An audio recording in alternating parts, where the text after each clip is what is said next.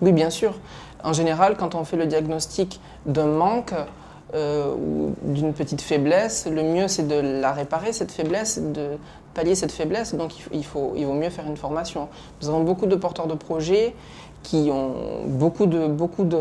d'envie d'entreprendre, mais peut-être pour certains, une faiblesse en français, une faiblesse en savoir de base, parce que peut-être qu'ils sont primo-arrivants, peut-être qu'ils ont quitté le cursus scolaire très tôt. Alors leur savoir-faire technique fera qu'ils n'auront pas de problème de ce côté-là, mais il y a tout un volet de la création d'entreprise qui concerne la gestion, il y a des papiers à manipuler, souvent des déclarations à faire, et c'est vrai qu'une trop grosse faiblesse en français peut être contraignante. Donc on les invite à suivre une formation en savoir de base, le préfob notamment les dispense. À la boutique de gestion, nous avons l'unité de formation de base également qui peut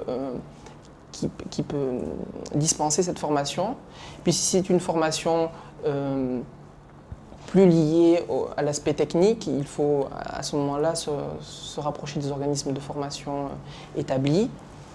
Et enfin, éventuellement, si on a un défaut de formation, mais qu'on compense par une très grande expérience, ça vaut le coup de valoriser cette expérience. Il y a un dispositif qui existe, qui est la VAE, Validation des acquis de l'expérience.